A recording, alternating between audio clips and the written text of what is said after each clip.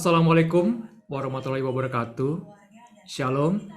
Selamat siang, Mas Mbak sekalian, Bapak Ibu yang hadir dalam webinar hari ini. Selamat siang juga untuk Pak Hadi Sregar yang bergabung dengan kita hari ini dari Yogyakarta, Pak ya.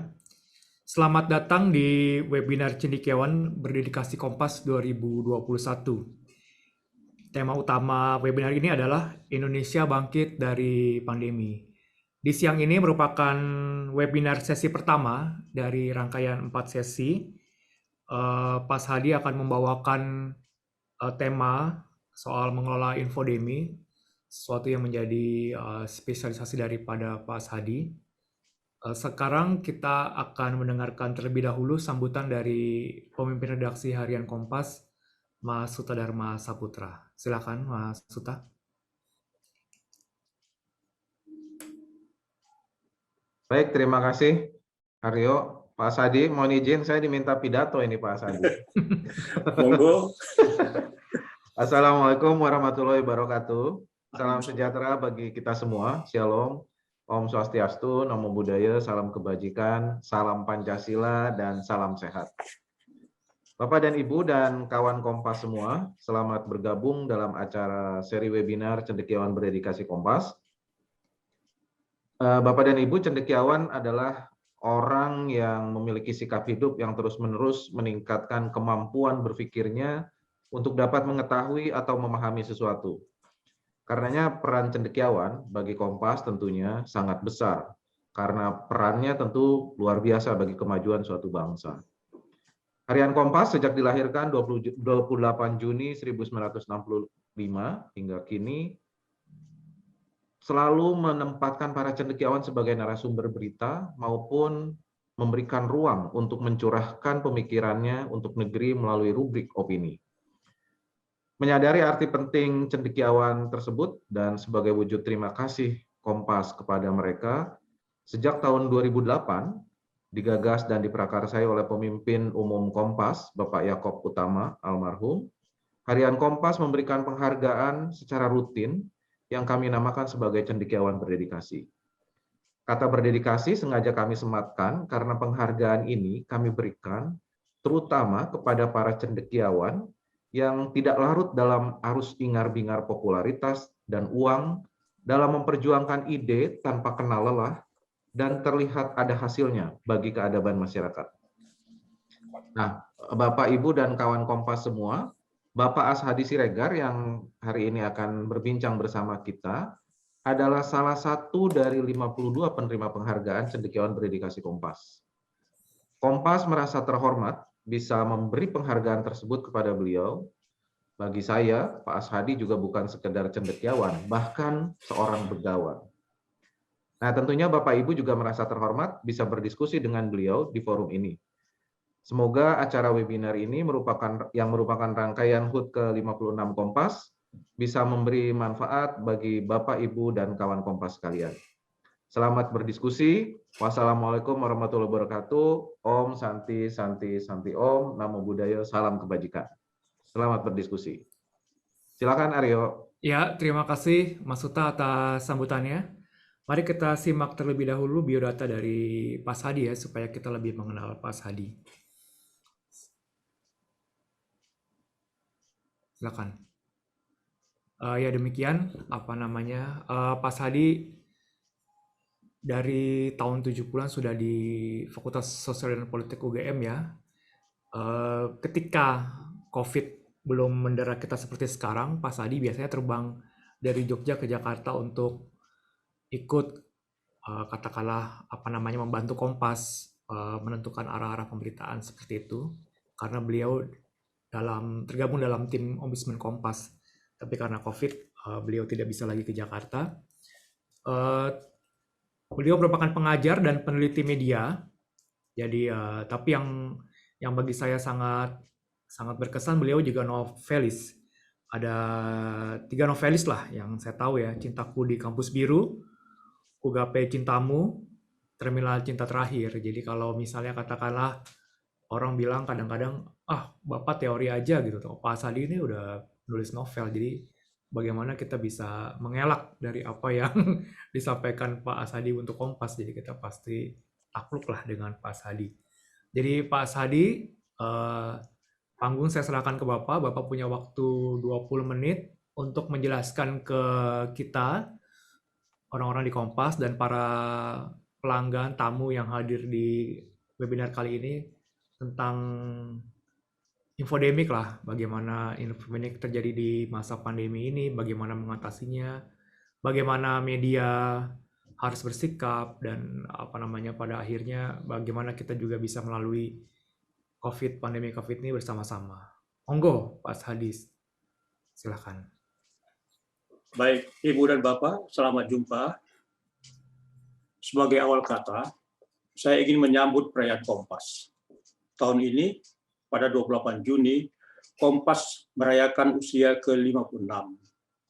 Surat kabar yang lahir 1965, di saat negara berada dalam kondisi demam politik, telah melalui masa-masa sulit untuk menghadirkan diri di tengah masyarakat, sampai kemudian mencapai kejayaannya, dan akan terus mempertahankan visi dan misinya yang fungsional bagi kehidupan masyarakat dan kemanusiaan.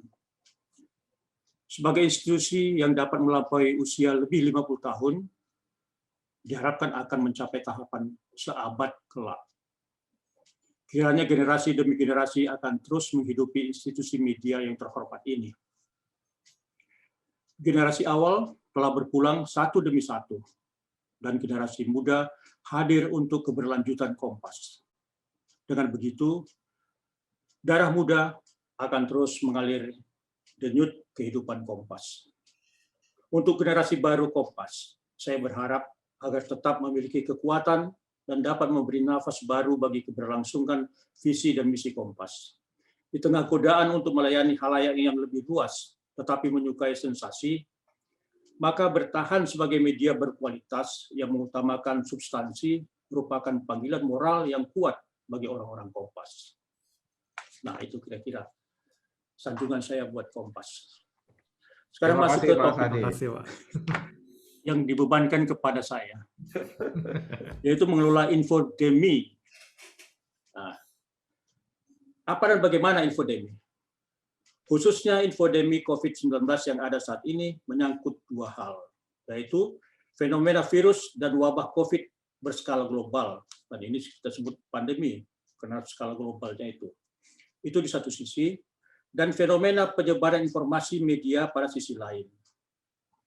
Globalisasi infeksi virus COVID-19 telah mengobrak-abrik kehidupan, disikapi oleh media menurut orientasi masing-masing untuk kemudian direfleksikan dalam informasi pandemi.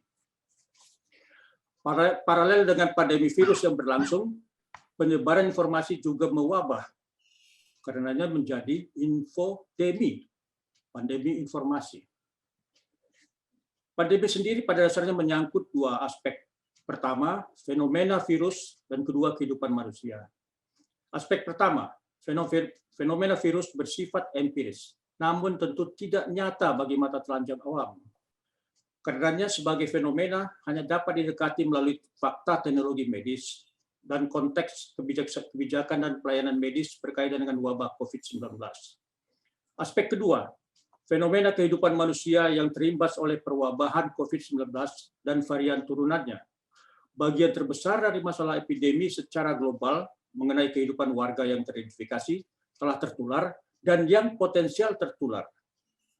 Selain masalah teknis medis yang dialami, warga masyarakat juga mengalami guncangan dalam kehidupan sosial dan ekonomi. Dalam konteks pandemi, masifnya wabah melahirkan asumsi bahwa setiap orang dapat tertular.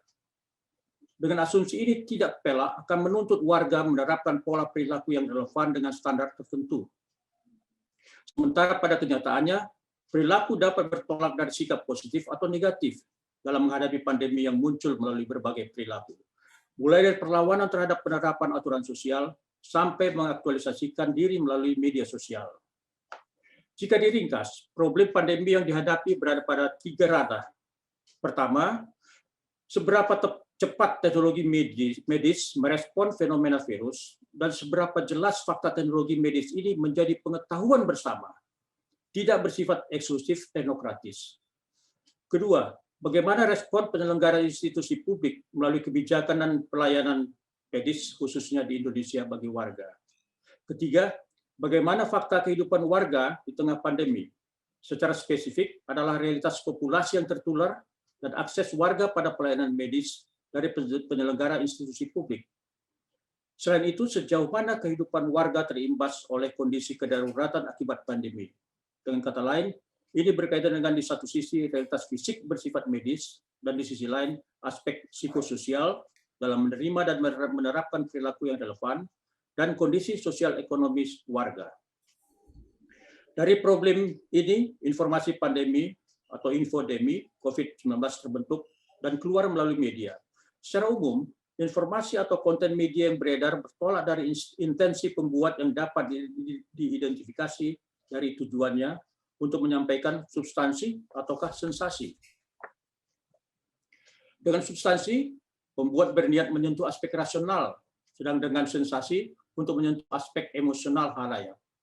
Untuk itu dapat diajukan pertanyaan kunci.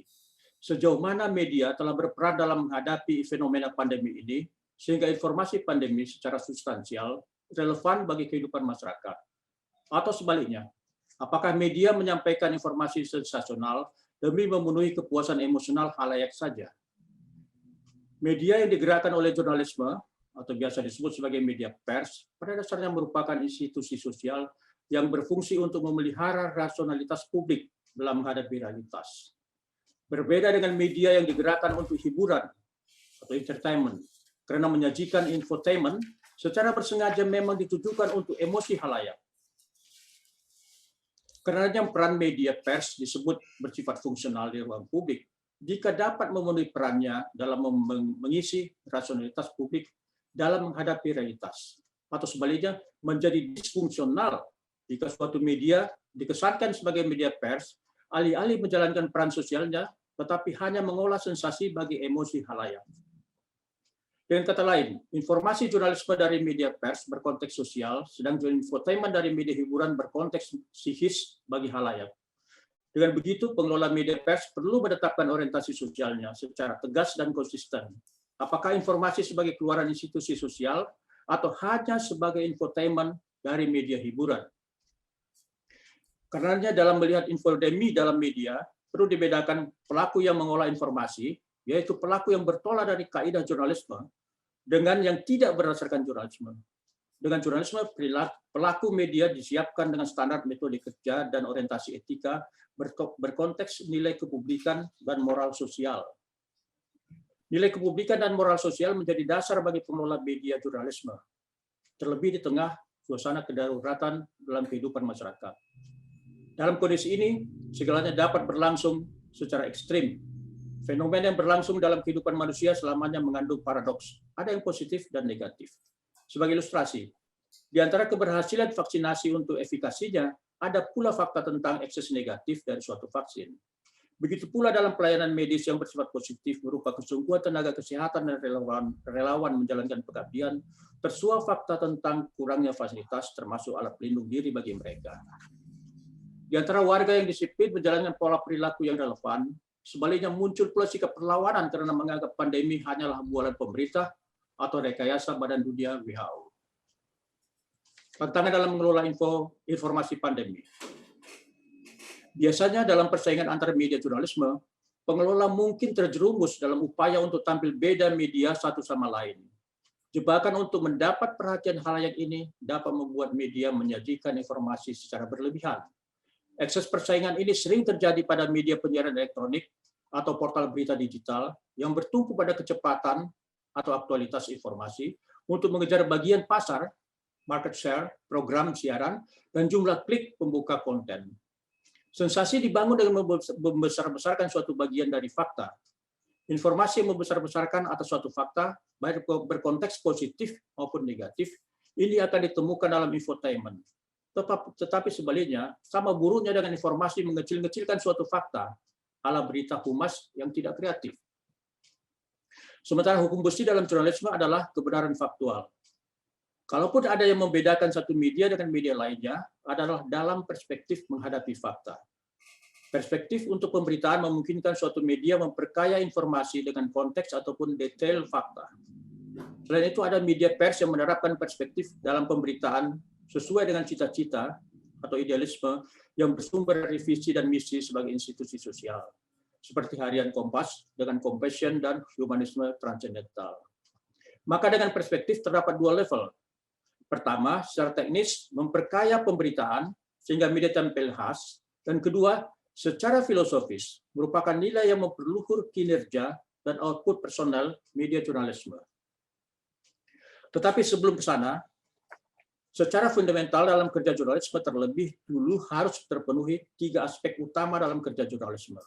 Yaitu pertama, dalam azas ketepatan, deskripsi atas fakta, dan presisi atas data, yang biasa kita sebut sebagai akurasi. Kedua, keseimbangan atau ketidakberpihakan, balance atau impartiality. Dan ketiga, kepantasan atau fairness. Dengan kaidah jurnalisme yang dianut, apakah penyelenggara media sanggup dan mau mengambil peran untuk bersifat fungsional di ruang publik dalam mengelola informasi pandemi, sehingga tidak menimbulkan infodemi alias wabah informasi? Untuk menjawabnya, media tidak dapat disamaratakan. Dari sini perlu dilihat lebih jauh karakteristik media, dapat dibedakan antara media arus utama atau mainstream yang diselenggarakan secara institusional oleh pelaku profesional di satu pihak, dan pihak lain media hiburan dan media sosial yang muncul sebagai kegemaran dalam kehidupan warga. Artinya, tidak semua media menjadi arus utama di ruang publik. Keberadaannya tidak dilihat dari luas atau banyaknya pembaca atau penonton. Media menjadi arus utama manakala bersifat fungsional dalam kehidupan publik. Sebaliknya, bukan arus utama jika media hanya bergerak untuk ruang psikis halayaknya. Penyelenggaraan media arus utama ditandai dengan adanya metode dan etika kerja. Metode kerja bersifat terstandar oleh objektivitas, faktual,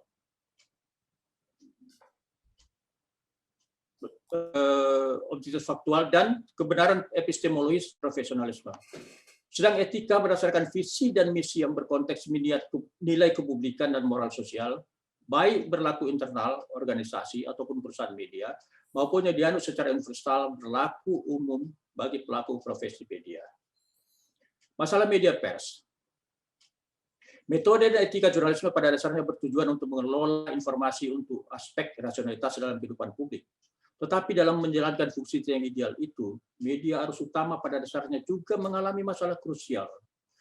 Keberadaan media arus utama menghadapi gangguan atau disrupsi yang datang dari 2 sumber, yaitu dari perubahan dan kemajuan teknologi informasi yang harus direspons dengan pola produksi dan penyebaran informasi dengan cara-cara baru, dan perubahan perilaku masyarakat dalam bermedia yang ditujukan dengan berkurangnya khalayak media arus utama dan meningkatnya pengguna media sosial pada platform digital. Banyak media arus utama gulung tikar akibat disrupsi ini. Bagi media yang dapat bertahan, belum sepenuhnya dapat menanggulangi masalahnya, juga terimbas oleh pandemi yang melingkupi seluruh kegiatan masyarakat. Media tidak berada di ruang hampa dan steril.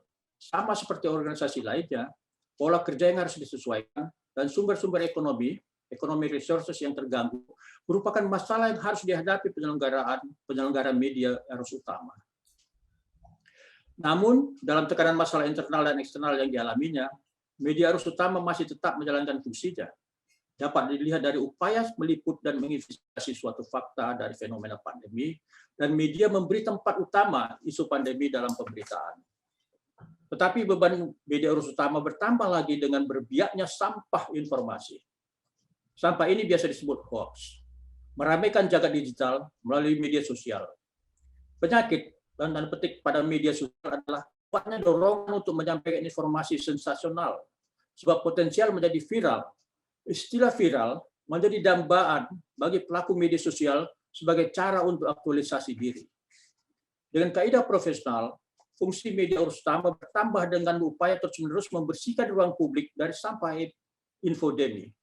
Secara teknis, media arus utama menjalankan prinsip verifikasi untuk mencari duduknya perkara suatu informasi, infodemi yang tergolong sampah, untuk memberikan kejelasan atas suatu fakta yang diviralkan secara sensasional oleh media sosial. Media sosial pada dasarnya berlangsung dalam interaksi sosial bersifat real maupun virtual. Media sosial virtual menggunakan platform digital dapat dibedakan antara media yang diselenggarakan bersifat institusional dan bertujuan sosial, ekonomi, dan politik, dan yang bersifat personal atau kelompok tertutup sebagai kegiatan yang memenuhi dorongan subjektif. Masalah terbesar dari media sosial virtual yang muncul masif adalah ketiadaan metode dan etika terstandar, dan sembari itu dapat diselenggarakan secara personal. Di sini hanya ada dua pihak. Pertama, pembuat konten creator yang tidak terikat dengan kaidah objektif dan didorong kuatnya kecenderungan subjektivitas untuk aktualisasi diri. Dan kedua, pengguna atau user media sosial yang lebih suka terpenuhi aspek psikis daripada terasa rasionalitasnya. Hikmah bagi media jurnalisme di Indonesia. Gambaran selitasan atas pengelolaan infodemi di tengah yang kondisi sekarang kiranya akan mempertajam kaidah, metode, dan orientasi etika kerja bagi pelaku jurnalisme. Bagi Kompas yang berkomitmen sebagai media berkualitas, diwujudkan melalui koran cetak dan digital. Media pers hadir sebagai institusi sosial, yaitu melalui praktik sosial yang mewujudkan produk sebagai teks yang relevan bagi kehidupan publik yang rasional. Sebagai institusi sosial ditandai dengan kredibilitas. Kredibilitas diperoleh dari interaksi bertahun-tahun dengan publik. Itu dibangun secara sosiologis sekaligus menjadi landasan keberadaan seterusnya. Bagi Kompas, landasan inilah sebenarnya yang dipelihara dari awal kehadirannya. Kualitas media pers dapat dibangun melalui daya tarik, penampilan fisik, visual fisik misalnya. Tetapi daya tarik dari fisik hanyalah berkaitan dengan aspek motorik psikis.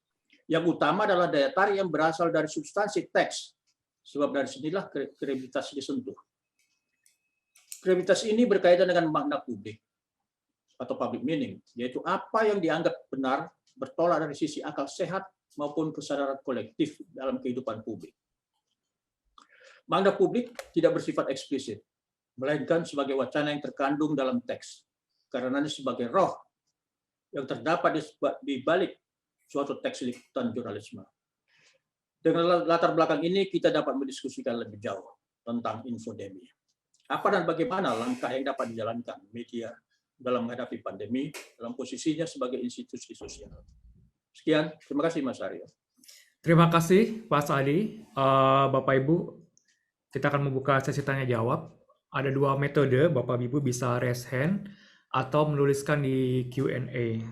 Saya ingin ingin menyampaikan sedikit ke Pak Sadi bahwa ketika kita merancang webinar ini kita tidak tahu Pak Sadi bahwa COVID ini akan kembali tinggi ya, melonjak ya. Jadi ini kebetulan, saya tidak bilang ini kebetulan yang menyenangkan, tapi kebetulan yang memang kebetulan. Jadi kita bikin webinar ini kemudian tinggi kembali. Terus tadi saya menyoroti dua hal lah yang Bapak Sadi sampaikan. Jadi pertama soal infodemi ya, ada fenomena media sosial ya yang disebutkan oleh Pak Sadi itu ada dua hal. Jadi membuat konten yang terkadang sangat subjektif ya.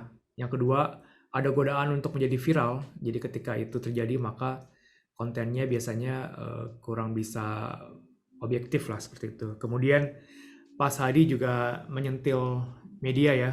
Jadi apakah media itu sungguh akan menjadi pembawa informasi yang benar ataukah media itu hanya ingin membawakan konten-konten yang sifatnya seperti infotainment seperti itu. Ya mungkin juga Pak Sadi menekankan supaya media, terutama media mainstream, tidak ikut-ikutan menimbulkan sampah, apa yang disebut Pak Adi tadi sebagai hoax gitu, seperti itu. Yang menarik juga bagi saya adalah Pak Sadi menyoroti soal kekuatan teks ya. Dari situlah kredibilitas itu terbentuk ya. Jadi kalau menurut Pak Sadi sepertinya yang paling penting itu teks ya. Kalau visual itu ya kurang menarik.